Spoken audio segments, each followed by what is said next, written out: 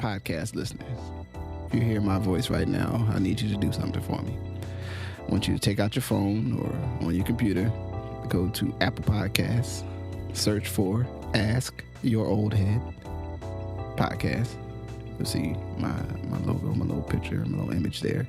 Find the show. Please rate and write a review. It's a small thing, but it helps others find this work and find what I'm doing here. And it really, really matters, as small as that may seem. So if you could please do that before we get into the show, I would much appreciate it. Thank you for listening. Let's get into it. Peace. Before we get into today's episode and today's recording, I guess I have an announcement of sorts. After much deliberation and thought, I am formally letting those that listen and thank you for support know that I'm changing the direction of things, changing the way that I approach the creation and the release, the production, or whatever have you, of this podcast as it has been, or at least as it's been called. It's still going to be a podcast. You don't got to adjust your podcast receptor, your podcast player, or anything else. But understand immediately, as some might say, in the coming recordings, the way I approach things will be different. Ask Your Oldhead, as it has been, will not be the same. Good Brothers, as a piece of the Ask Your Oldhead, creative world, will be still itself. So me and Majestic will continue to connect and add on. But the other aspects, and even and stuff that I've been slowly stewing over here for some time, will start to become a part of what's released and what's created. So just stay tuned, and thank you for your support and for listening. And let's get into this week's conversation. Peace. Peace. I'm Jesse. My brother Justice. What's hey, I'm good. So we're just gonna get into it.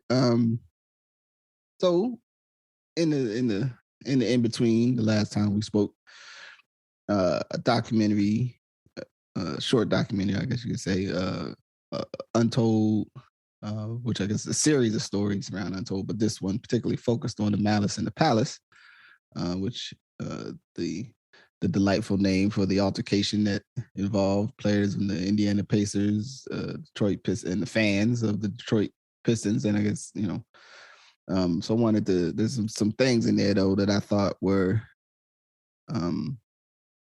really interesting. I wanted to touch base with you on and around a couple issues. So, we could just slide in and then also some ongoings and going-ons that I think are connected around,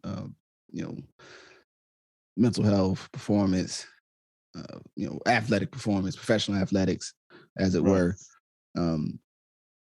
So it's particularly related to the sister Sha'Carri and what happened this weekend at the Prefontaine, which at some point in the future I gotta go down there and actually just watch the Prefontaine. I don't know what the costs are, but it happens, 2 hours for me. So it's not even 2 hours. It's like an hour and a half. But that's like one of the things that people will be like, there's just like this intense, incredible track culture going on at the end of America.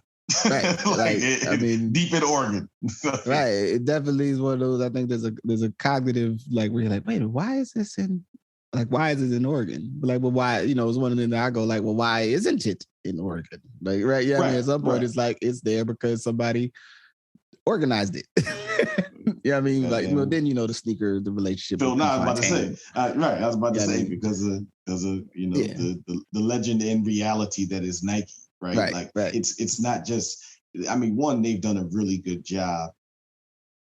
Probably one of the best brands in the world, framing the performance and the idea behind the performance of people you don't know as part of their DNA, right? Like the Prefontaine culture, the early running culture that was taking place, and then how that shifted into even other sports, right?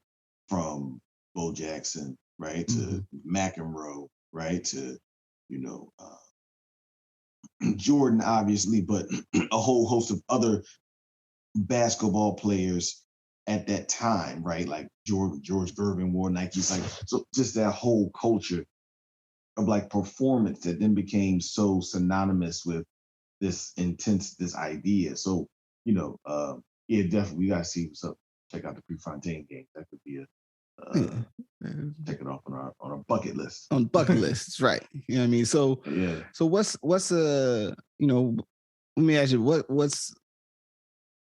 do you think? What's a good entry point? Let's just maybe. Well, what's your first thought? It's just something to have a conversation. I think it will, as you said, it ties into what we're going to build on. I think there's something around, how we're handling mental health and expectations and performance right now for elite athletes, and specifically Black women, right? And in the sense of the sister, obviously when all the stuff happened to her at around the Olympics and around her family and the people that care for her, and we built on it, and I think people came and put their arms around her in an appropriate way, given everything that was happening and the emotional expectations and stuff like that. So then, yesterday, she gets mollywopped, right? Like there's no other way to talk about it. Like it looked like she was running a different race, right? Like her shoes were too small or something, right? And so from a performance perspective, she turned in a subpar performance, right? And that's just what it is. So when people are like, well, y'all can't come for her, this, that, and the third. No, as an elite performer, objectively, she got dragged, right? Nothing to say that we don't support her, care about her, want her to win. But there's also, you just didn't perform. Yeah. Right. And I know it's a balance, but I think it's also really important to say that at the same time, yes, she is an elite performer and she didn't run away from the fact she got dragged and mollywopped. So why are we running away from it? Right. In the sense of that her athletic performance is above reproach, right? The fact of caring for her, being thoughtful as a young woman, as a young Black woman, and how we want to be helpful, that I think that should always be there. But we can also do that and say, you did not turn in your best performance for a variety of reasons. You know what I mean? And so it's just that, I know it's a tap dance, but I also think it's just to be balanced, because we can't not say that you gotta perform. You know what I mean? Yeah. And I think, especially as we get deeper in, because I thought that was a real important point of the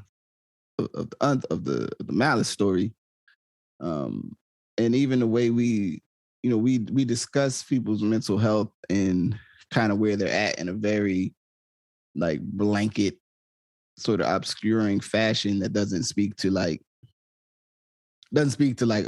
we talking about a clinical situation, like where a person may have a clinical in the context of they have a psychiatric biological thing happening, right, with their behavior, versus something that may be not necessarily physical, right, but it's still important, right? Stress is still, stress, these other things, and so like really like what are the things that the person needs to be well in the moment, and how does then that relate to what they're doing or they're a part of? And then also being aware of what they're dealing with. And again, I credit her because she don't run away from it. But other people seem to want to, they create a space where it gives you the feeling that they don't think it's appropriate to call into question, right, the performance of what you're doing. And the same thing with other, when we get to Ron and the Mountain and that team and their mind state when they're making the decisions that were made, that we can look at something and say, due to the stress and the circumstances that you were in and your mental state, you may not have done a great choice, or you may have had a bad performance. It does not mean that then we like that the expectation should be that like we act like you're not supposed to have better performances if you're going to be doing this thing that you're doing, right? Right.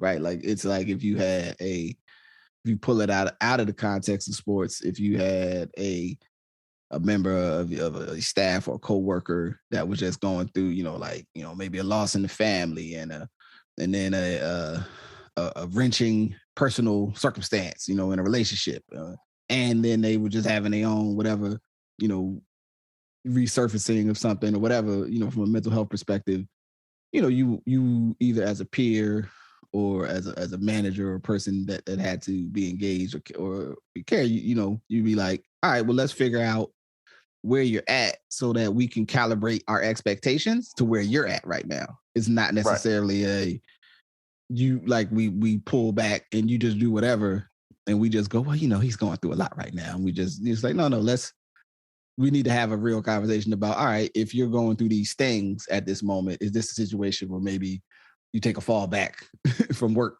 for a couple of weeks so you can get right? Right. And we adjust. We respect the idea that you got to get healthy. We also respect the idea that whatever we're doing together still has to happen. So we need to figure out how it can happen while you get healthy. Right. And then when you're in a better spot, you come back in or whatever, whatever that looks like. And I think that, I know, sports is an abstraction. It's over here. Right. It's out on the outlier. But when we get to this conversation about these things and what's been happening, I applaud, just the, I think the salient examples over the last couple months from Naomi Osaka to Simone Biles, and just them saying, yo, I gotta step away. It's no harm, no foul. You know what I'm saying? And then when you're ready to come back, come on back. You know what I'm saying? And I think that's reasonable. And if you, depending on what media inputs you access, and then especially some of the social media inputs, where you're trying to understand. I'll say for myself, I try to engage with the Twitter world, and sometimes it's hard for me to find people's editorial perspective on any particular issue, right? And in terms of folks who I think are good people, smart people, caring people, but it becomes hard to know what they're arguing for and what they're not arguing for. And so and again, that's why you should have a limited barometer for any media input, whatever it is. And then that, and I think it actually segues well into this other conversation, because the way an idea, an issue, or a behavior that someone does in the public sphere gets framed often becomes this it gets further and further away actually from the person and goes into whatever someone, the person that's having the conversation, whoever's writing the op-ed, who's doing the reporting, who's doing the, doing the Twitter stream or whatever they call it. They're doing their thread on it. They've, in days of Tumblr and other blogs being more prominent, they're making their, they're doing their Medium post. That's right. I guess free advertising. Right. Which ultimately, though, is how that person sees the situation. What they think is important about it is not necessarily what you need to decide is important about it, or it may or may not be actually attached to any facts or, deeply thought things. But it definitely is, it's challenging. But then also it comes back to what are our bona fides? And we're talking about professional athletes, in the performance of their work, or their skill, their trade that they apply. It's and I hope so. I mean, when she get on the other side of this, and I wonder, maybe it speaks to the overall, that some folks would say, team, USA track and field, not necessarily it consistently busting folks the way previous years have gone. I think maybe we could say, I think would be safe to say. So then you ask the question, is damn, was the sis get trained well the 6 weeks that she wasn't at the Olympics when everybody else was? Right. What happened in there? You know what I'm saying? You should get it right on the other side. No, that makes sense. So, I think, as we talk about the that time, right, when you frame it kind of like the pastime of the NBA, I think it is important to look today that I think more good attention's being paid to the mental health of athletes and what it means, and seeing them as a whole person and not a commodity, right? Yeah. Because I do think that, you know, there's a commodification, capitalism, fans, you know, there's a lot there, right? There's some more there, I think, than we tend to unpack in regard to when someone is doing something at a high level, usually for your enjoyment, right? Like it has been packaged, like, you know, I don't know who the best square dancer is in the world, right? I'm sure there's a square dance competition somewhere in the world and there's a champion, but it's not being done for our benefit, right? That is a person who is doing something at an extremely high level for the group of people who do it. Yes. Sports on TV is stuff that's being done at extremely high level for you to watch it, become a fan of it, and pay for it, which then becomes an entirely different relationship to it, right? And so, you know, I know we're going to get a little bit into that, but I do think there's a shift there. And also, and I'll, you know, I don't want to go too deep into it, there's also, as athletes have taken more control of their sense of their commodity, right? And they've commodified themselves, but we can get into that. Yeah. Well, I think with that, we pivot in and we come back. You know, I guess I'll just say, just so that it's said, you know, wish the best for the sister, and that the next time she got there and hit the tarmac, that she don't get mollywopped. You know what I'm saying? Don't, you know? Yeah.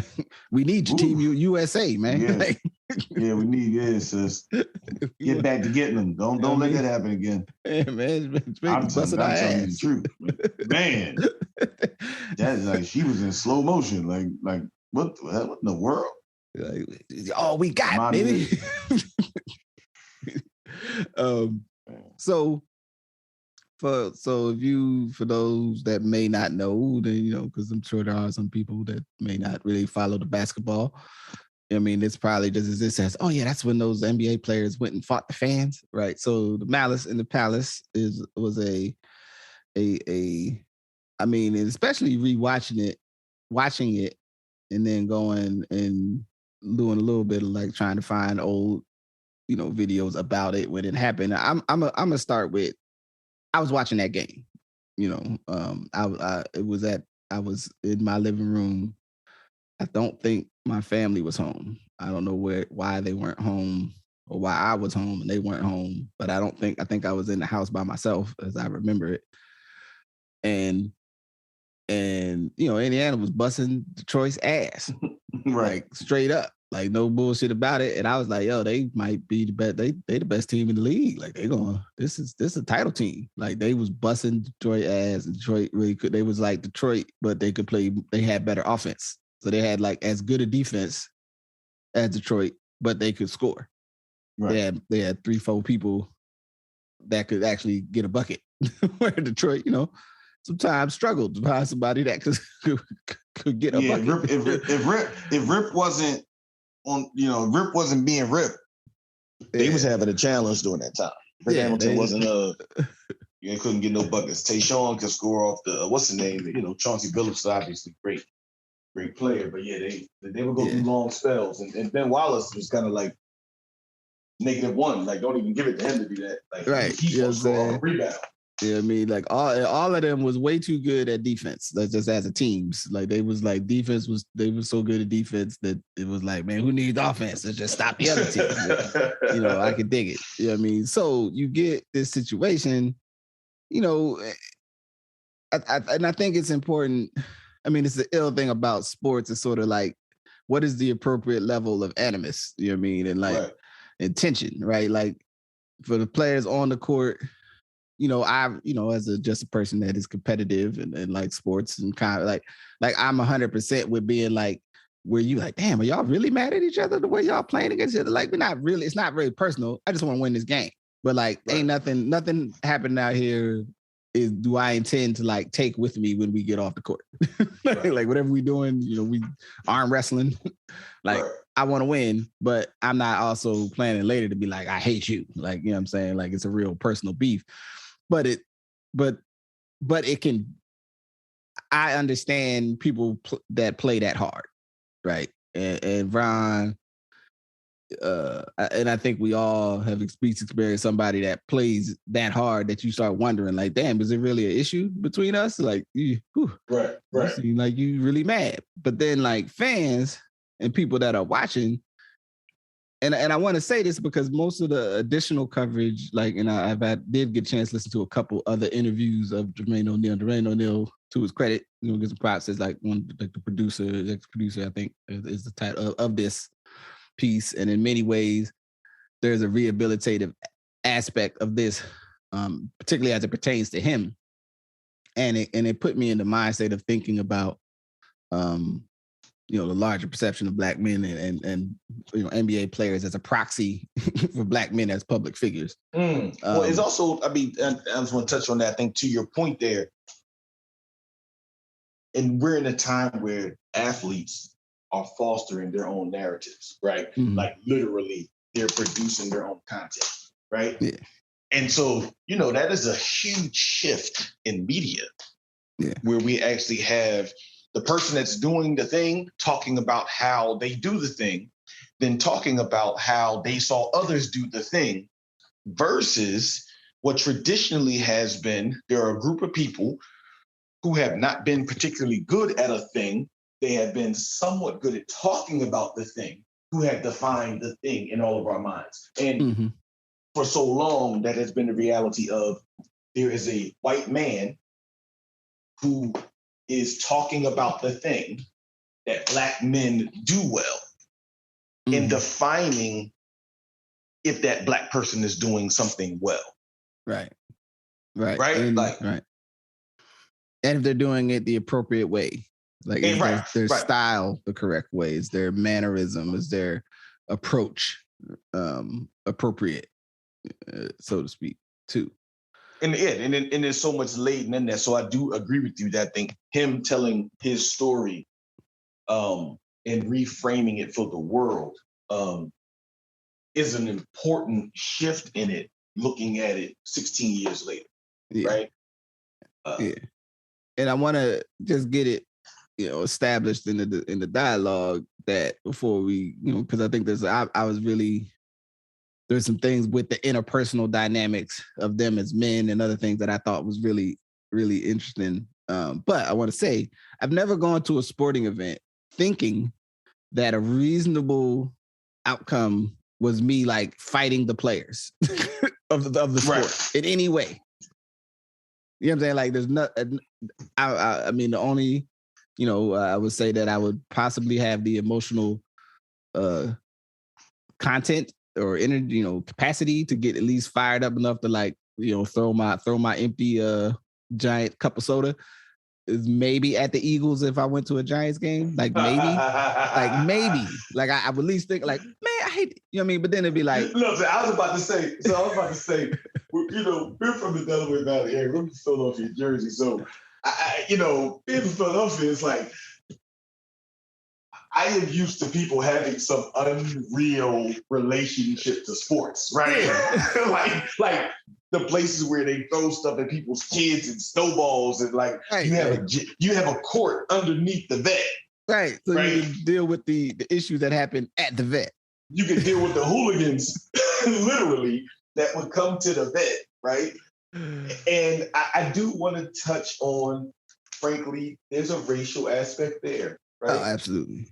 Now, we can touch on what happened in Detroit, because I think that has a particular thing. But yeah, people identify themselves as fans, get worked up. They have told themselves, or they have been told by the dominant narrative, that the money they spend on the ticket and the money they spend on the clothing, right, in some way empowers them to be owed something and the ability to respond negatively if needed. Yeah. On top of the fact they usually have taken in copious amounts of alcohol, right? So there's a voyeuristic thing, because at least in a lot of sports history, there's white men who have left a city, right? There's a real let's look at the vet or look at a lot of places. Auburn Hills is different. I don't want to touch on that. But these are people who lived in the city, defined themselves. We know were able to benefit because of structural racism, right? To move out of a city. So you no longer live in a city. You're 30, 40 minutes from a city. You come back into the city to watch a sport in the name of the city that you no longer live in. Yeah. Yeah. And you're fired up off a 6-pack of Bud, Budweiser Highlighters. you fired up off a 6-pack or whatever alcohol you took in, and now you feel like you were empowered to actually engage people in that way. So I do think there's a really interesting voyeuristic and racial component to that. I know you're gonna build more on it. Yeah, and it's just so we know, I mean, the Palace of Auburn Hills, it wasn't just outside Detroit. That's on way outside Detroit.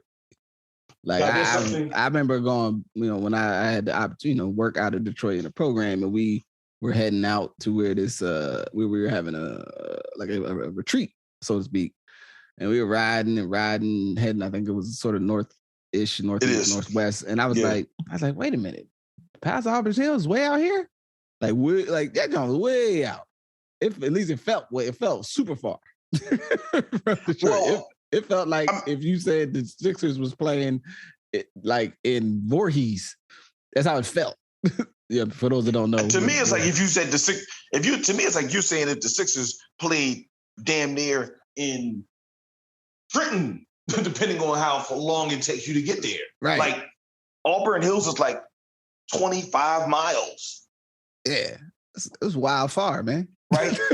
from the city of Detroit. And you dig it, and you think we was growing up, they played at the Pontiac Silverdome, right? Right. To the point where I thought Pontiac Silverdome was like one staying like in a budding suburb. Mm-hmm. Right? No. And we're doing this so that only certain people get to come watch this game. Mm-hmm. No other way to look at it. Yeah. Right? And it's being done again because Detroit has this classic white flight. Everyone loves this up until recently with some of the shifts that happened in Detroit. Everyone loves to say they're from Detroit, but they don't love to go back to Detroit. Right. They don't actually stay inside of what would nowhere. They don't even go. They don't even go to Detroit anymore. Right. We know they don't live there. They don't even go to the place anymore. Right. So the race and place conversation about Auburn Hills alone is like, yo, who is getting up to take their kids to do that? And again, to my point, by the time you get all the way to Auburn Hills, from wherever you live, you're operating off this energy that Detroit is bad boys, right? Mm-hmm. So you're taking on a persona that has been constructed by a business. It's like you acting like you tough, like you down with Death Row Records.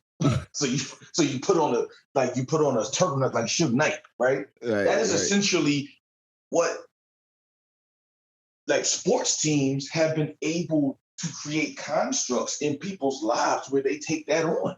Yeah. Yeah. And I mean, I guess highlighted by the recent NFL preseason fracases that have happened in the stands at different games where people's fighting each other. Like they ain't fighting players. They so hyped up, they get mad at each other in the stands and get into a scrap. And people that look like they're rooting for the same team sometimes.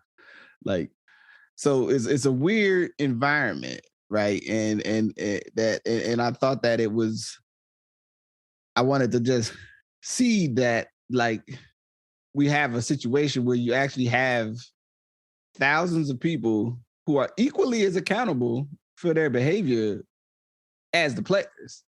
But at the time this all happens, in no way did the public entity find the intestinal fortitude to go, hey man, just because you fans don't mean you get to do whatever.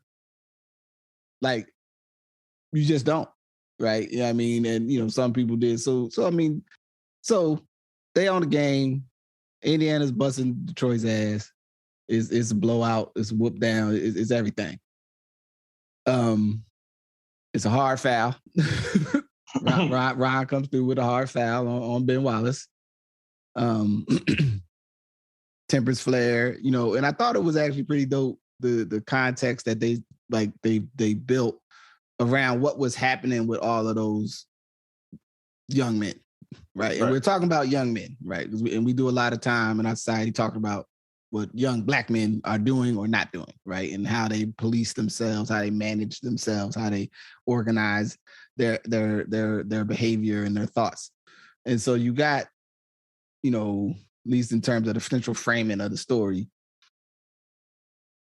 Ben is in a heightened state, you know, and then and I thought it was dope that Jermaine brought it up again in the thing that like his brother had recently died, and I think his brother either died, and I don't remember the circumstances, but his brother had recently died. He's in a heightened state internally. Ron's got persistent Ron. Right, because Ron perpetually in heightened. And I thought it was really, really interesting, and even a couple subsequent interviews that I got to see with Jermaine, where he really tightens in on. Like we knew Ron had something happening, but like we didn't really understand it like we understand it now. Right? Like we didn't understand like what it actually meant in how Ron behaved or decisions he makes or the way he was communicating or anything, like what it really meant. And like he wished he understood that better earlier, right? So them just as peers, as men, as you know, whatever have you, they could have been, you know, he's at least with his words, I could have been a better teammate. I could have been a better brother to him if I really understood what he was going through, right? What he was trying to process. Well, so we didn't give and don't give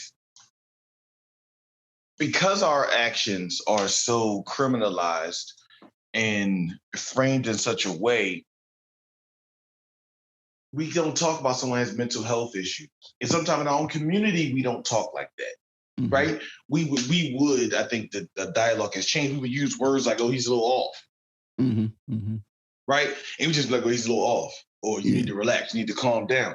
Like, no, this person has real issues. So I just want to center I think that like that conversation of mental health in our communities that then comes through at the workplace, right? Because to me, and I don't know if he's still Meta World Peace around our test, right?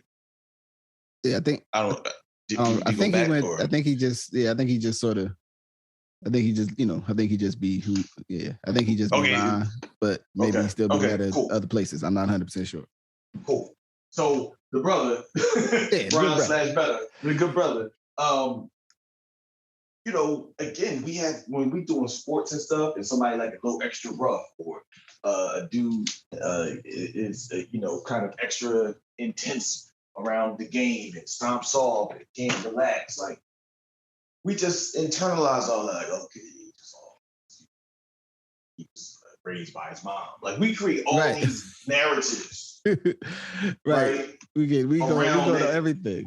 We go to everything. He's like, yo, this person might have some mental health challenges and we need to deal with this person accordingly. We create all these social norms around why if you just messed and took out one social norm or added one thing in, then it'll be different. So I just think it's important, like you said, how they said it, but just charged it to the game because he was such a hard player. Then it's like, we need to really think about the rest of it. You know what I mean?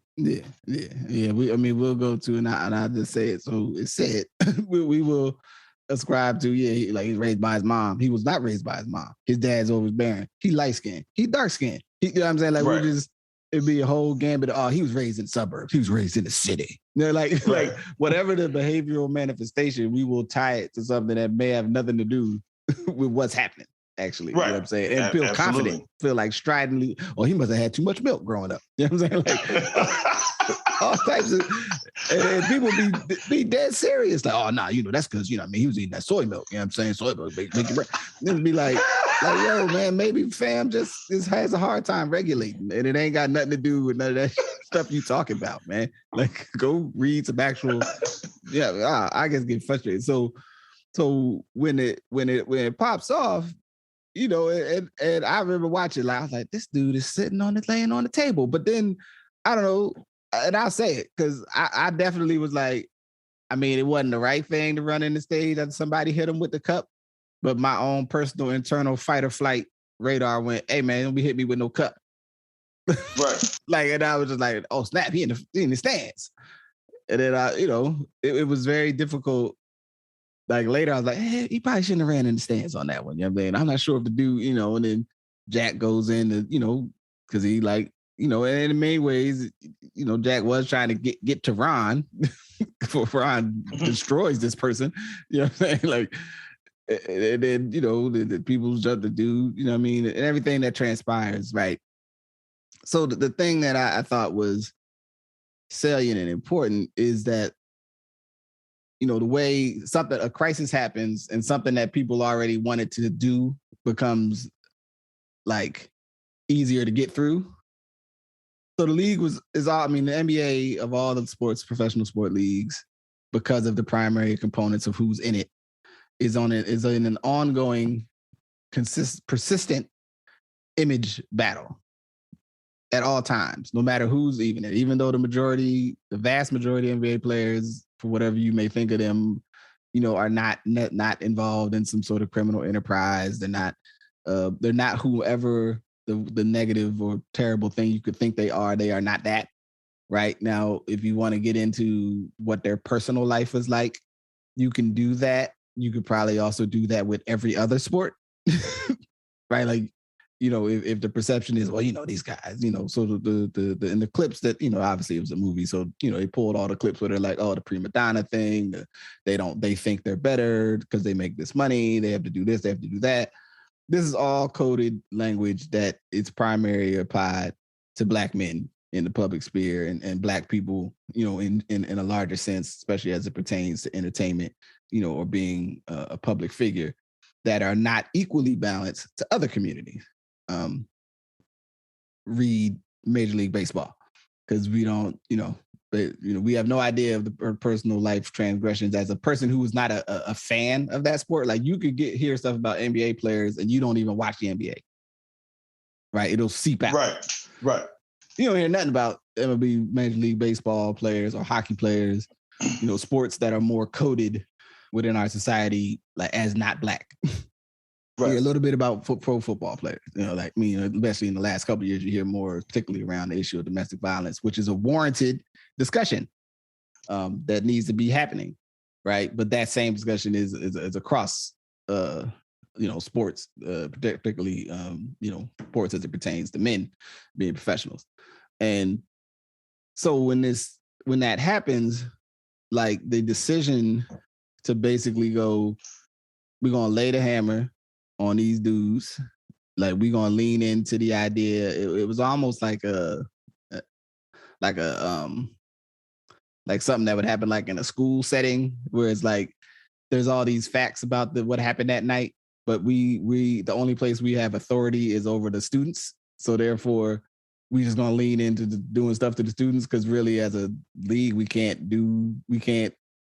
tell 20 to 15,000, I don't know how many fans, they probably on camera, you could find throwing something, right? Like if you went through and say, yeah, all, let's say it was 2,000 fans threw an object. We can't tell 2,000 people that they can't come to the games no more.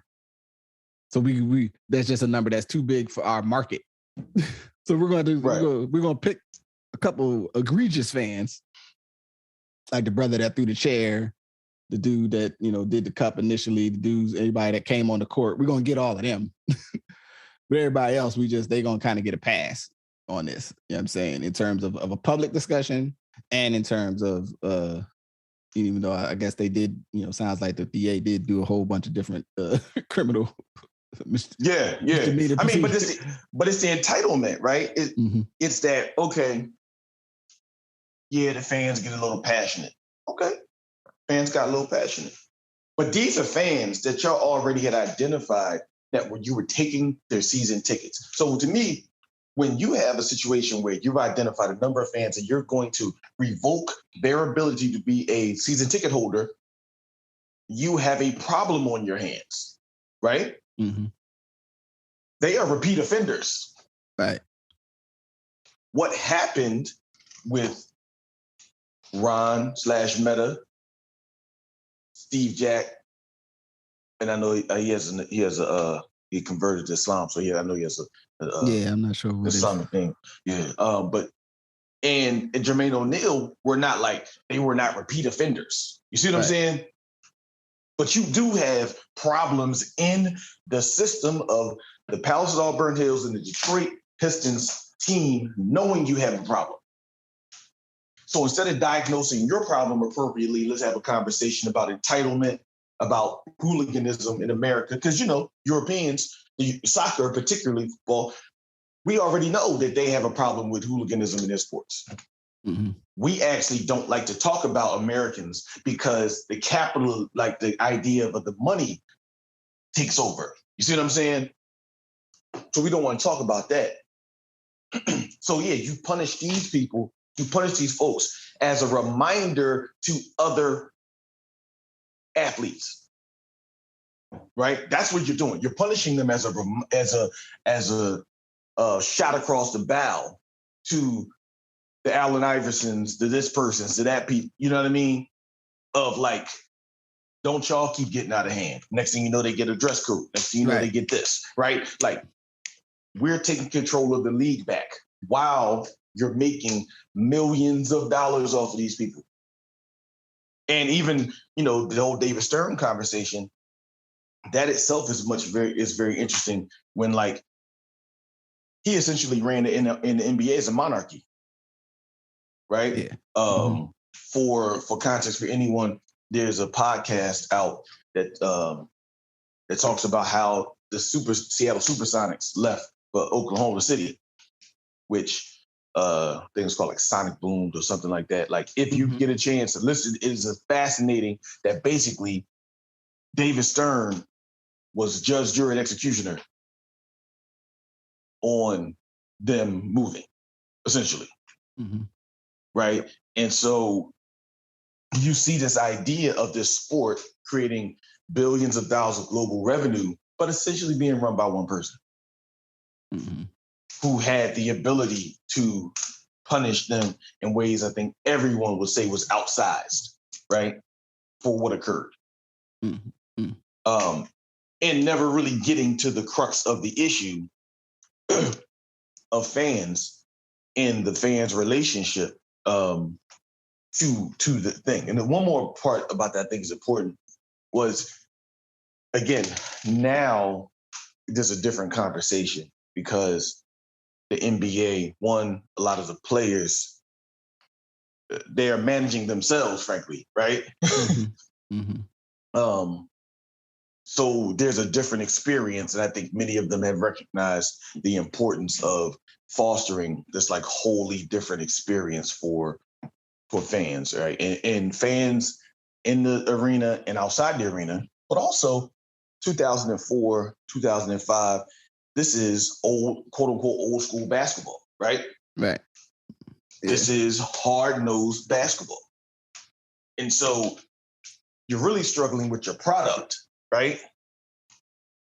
You have hard-nosed basketball, hard-nosed players, right? And then fans fueled up off alcohol. That's going to be a challenge. Yeah. Yeah. And when you watching them go through like that night and what's happening, it definitely, one, time and space gives the ability for the perspective that's hard to have in the moment. And I thought, like, hearing Ron even talk about, like, look, I got on the table, like I know on the table, but I was doing my thing. I was doing the thing they told me to do when I'm trying to emotionally regulate.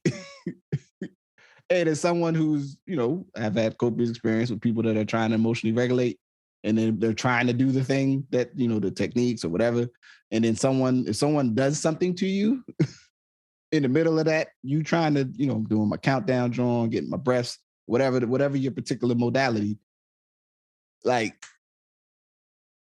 again, he ain't right, but I understand what happened. You know what I'm saying? And yeah, like, maybe the suspension was probably, probably exorbitant. It probably didn't need to be a year, but I could dig it. right? But I also respect that Ron, and I think, I guess because I don't want to go too much into just legislating the past. The important thing I saw from it was looking at, it was almost like an opportunity, if you pulled it out of the context of sports, and I can't think of no particular incident from our own past necessarily, at least anything I would be banging on tape, you know what I'm saying? But the idea of you had an incident that got heated, and maybe there was an altercation, and then having the benefit of growing as a person, as a man, to look back at your situation and then see, like, actually getting people to see, like, how the reflectiveness, the sense of self, the ability to talk about what was happening with them were maybe if we, 2 weeks after, they may not have been able to talk about it the way they were in this documentary, but all of the capacities, the skills set, the sense of telling your own story, their intellect that's on display in the doc was present. They didn't they were younger men, whatever, but you wouldn't often sort of give them credit for being self-aware, right? We don't frame professional athletes as having the intelligence to discuss, and a lot of other people for that matter, but particularly for the professional athletes, to discuss their own sort of circumstances and how they see themselves. And some people obviously are a little better than others at telling their stories, but I felt that it was good to see, as is the case with most of us live beyond our 20s and our 30s and whatever decisions we made in our 20s and our 30s. But we don't always get the benefit to have opportunity to hear someone talk about, hey, I was making these decisions when I was 23, 24, 25, 26, 27, or I did this when I was 28, 29, 30. And now, fortunately, I've had the opportunity to live beyond whatever I was going through at that time. And it was, I think for some people who at least are open to the idea of moving to understanding that story with more depth than just if you lean into these prima donna thugs and whatever about professional athletes, because I think underneath this and in the animus with the relationship between people who are fans and consumers of sports is that still on some level, the people that are really good at sports and are on the fields or on the courts or in those games, that on some level, their ability to be there is just a product of some sort of magical luck and not their actual work that they did. That, I guess at the root of it, that they don't actually deserve to be doing it. Or that they deserve it. They don't deserve as much money or your contribution to that jam entitles you to have the ability to make a judgment on it. Mm-hmm. Right. So you paid $50 to come to this game. I paid $50. I expect you to run, jump, and do stuff to my liking. Mm-hmm. Right. Because I paid for this. Yeah. Right. I bought a hat. Right. So therefore, here's how I want you to perform.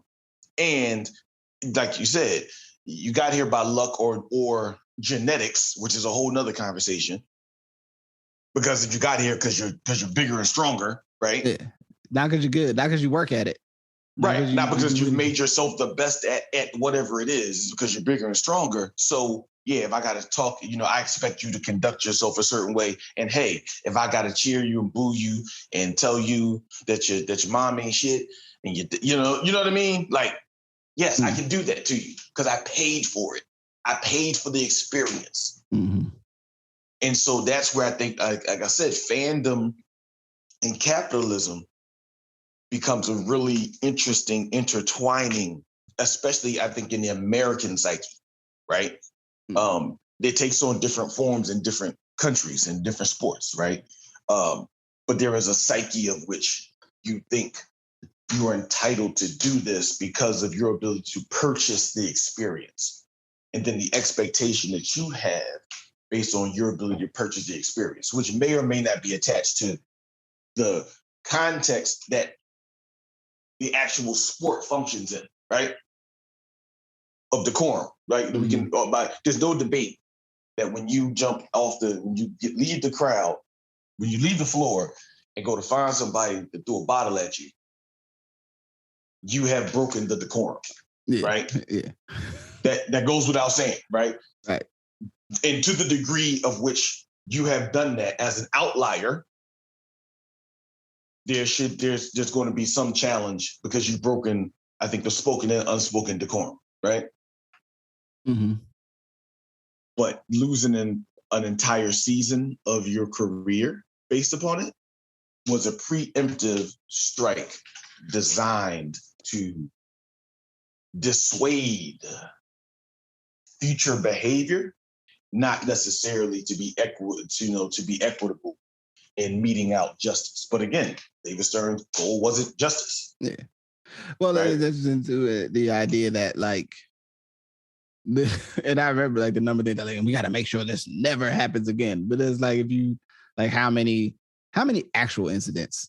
There was not as if there was some imminent threat of players fighting fans at on a rash level. Even because there was I guess it was this season, and I don't remember there's things with fans probably going over the line, and which happens. I think somebody threw. I can't remember now, but I think somebody threw something at an NBA player this season. I think there was a couple incidents, right? But when you look at in the longer, broader, aspect of the data, yes, kick that person out, ban them from the joint, they don't need to be up in here. But it's not like there's these rampant incidents of every year where an NBA player was leaving the court to have an engagement with a fan, right? To justify the decision. Right. But the idea that the external world at large, especially people who probably didn't really watch basketball or much, maybe not into sports at all, what's under there was, and I just finished reading Cast and some other, so it's probably very salient in my mind right now. The idea of we need to establish place for these people and that they understand what their role is. You're down there to entertain. You are not to, push back against whatever the fever pitch of the crowd, you know what I'm saying, and the audience at any level. And I would say really even, before that time, but even in that time, incidents that have happened where fans have gotten out of pocket or said something ridiculous to players. Players have been on hey man, look, point at the rest, yo man, come get her. Come get him. This dude right here, he's tripping. Y'all need to get him. In a way that I don't think in the past they've been empowered to I'm going to stop the game for y'all to come get him because he's gone over the line next to me. I think looking at the situation with Russell Westbrook maybe 2 years ago, where basically nah, man, I ain't dribbling up the court. Somebody need to get him. He's going too far. You know what I'm saying? I think the incident before this situation was Cedric Maxwell. Cedric Maxwell? Oh, why are you going back? Vernon Maxwell. Yeah, Vernon Maxwell. Okay. Fighting the dude actually here in Portland. Who, and if you ever listened to an interview about that, I think the dude, I think he just lost a baby, they had a child that was premature or something like that. Lost a child, and the person said something about that, and it was just you going too far, dog. You've gone over the line, right? And I don't think that there's, again, related as I see it, no one who takes the matter into their hands, at least most folks, that say you've gone over the line, I feel I have no other options but to deal with it myself through physical contact, is then necessarily asking not to have consequences for their decision to take it, for them to engage. But we also need to, if we are operating together, need to think about what was the consequences, what happened that this person felt that was their only recourse. And the assumption that when someone wants to even approaches in a highly charged manner, yelling at someone or approaching them, which may appear that they want to have an actual physical altercation, the benefit of it's reasonable that person is that upset, or that they have the capacity to be hurt in a way that they would be that upset, and that be their reaction, that is not grounded in some like innate negative thing about them as a person. Typically, Black people were not granted the leverage to go, well, I would only assume he's that mad if somebody did something. Doesn't mean it's cool for him to go over there and smack nobody, but we need to also deal with what happened and like, why did they have this reaction? And I think in this day, number one, I don't think anybody's going into nobody's stands or anything else, but I think that the players and sports in general, of athletes getting a little bit more control of their narrative and ability to humanize themselves, does leave some space now when something starts happening and there's an argument or whatever, that there's at least what did the fans say? That was definitely not the case when we were kids at all. You know what I'm saying? And definitely was not the case, when this incident happened. But, I think now there's almost like, well, what did that fan do? I mean, if it's, even to, where I think it was also here a couple years ago, I think when LeBron was still on the Cavs, maybe somebody said something to LeBron, and he was just, just mild-mannered, regular NBA season game, and then he just proceeded to take whatever they said to him out on the Blazers, and he demolished them. Like 38 points. The Blazers like, you talking? Oh, let me go do this to you. Let me go to do this to the other team because you done poked the bear. But right. Anyway, well, no. So what I say about that, I think is.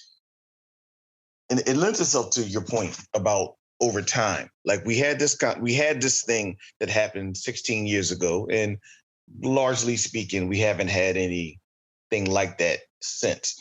But we still have examples of fans being harmful. Mm-hmm.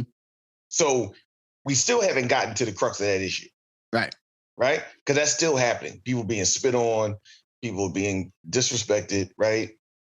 We're still revoking season tickets from people for behavior, mm-hmm. which again speaks to this is part and parcel of the American sports system, right?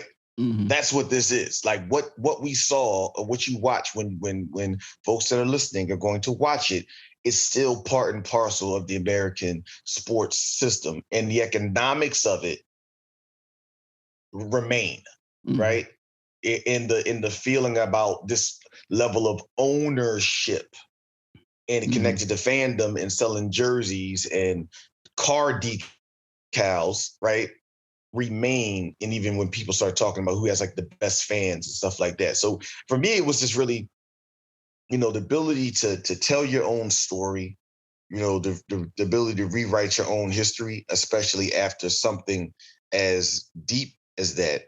And, their ability to properly identify that, they had some mental health challenges and that, those things played themselves out, right?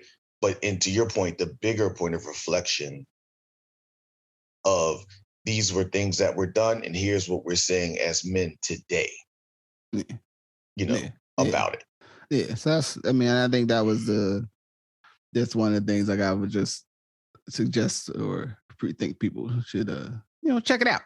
Go and get back into that, because as with other global issues that are happening at this moment that we're not going to discuss today, when we look at something in the crucible of the moment, we can feel empowered to say things that don't actually stand up to if you add in the details, right? If you painting it in the broader picture, if you look at all of what's happening here, and it's okay to not be happy with what's happening, right? Or to see something that's happening and say, yo, that's not cool that's happening.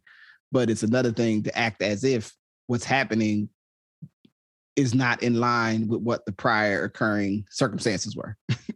Right. So whatever that may be, right? If it's yeah, I'm not gonna leave it there because I don't want to open up that can on those things, but on some of those issues. But it's like, us operating in an ahistorical ungrounded, unrooted, and in many ways distant from the actual human, persons who are involved in circumstances, and then, and quite frankly, turning what's happening with other people into a moment to further our own ideas, our own sense of self-worth, often not actually in the benefit of improving the situation for anyone involved, but more to further our own ideas.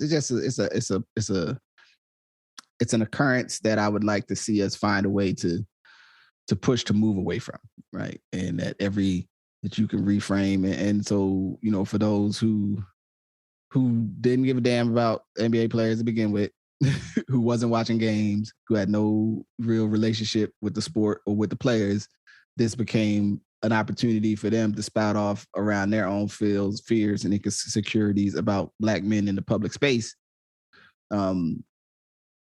As much as, I guarantee you they didn't lose no sleep around the well-being of sports fans for the most part. And that's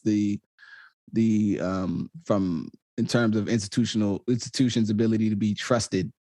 I think people being, mindful of, and I think a recurring theme of our own conversation a lot this year around how many of these different vehicles that people lean on for their understanding and perception of the world are not really in it for any kind of, they're in it for you to keep watching. They don't totally care if they're 100% on point with how they're capturing the story. They're more concerned with capturing you to watch them tell the story. And I think, so I think it's an adjustment. Something from the past is lost, but also I think something is gained with those who are involved in some of these things. So in this case, the players and the athletes having more control of their own narrative. But with that also are some of when there's things to be challenged about their discussion of their own narrative, it feels a little bit more personal and digging because they're telling their own story. And you're like, yeah, but you just kind of told something that was a little bit of flim-flam, my man. Like, no disrespect, but you just tried to float me a boat right there. Like that was, you were not seeing, so it's a give and a take, but I think there's a potential in there with finding a ground where at least there'll be more accounts of whatever's happening in the public record than would have been maybe, a generation ago for sure. So. Yes, sir. All right. Well, with that, you got anything for the good of the order? Order really good. You set the order up. So with that, I'm saying? I would say go watch it. As always, take the best part for yourself. And all right, I'm saying peace. Peace. Thank you for listening to Good Brothers. Thank you to my good brother, I'm Majestic. Thank you to you for listening and supporting Good Brothers, the Ask Your Oldhead Podcast. Me, myself, Justice Rajee, my brother, I'm Majestic. We really appreciate it. You can show your support by, one, listening, sharing, passing it along, becoming a patron on Patreon. Just search up Justice Rajee. That's a change, ain't it? Yeah. It should pop up, quite quickly. And also the link is always in the show notes. It should be interesting next few months. A lot happening in the world, a lot happening with me, myself, which hopefully I will be able to bring Lisa into this conversation, to the degree that's appropriate. But, please keep an eye out. Please keep listening, and we'll be in touch. Thank you again. Peace.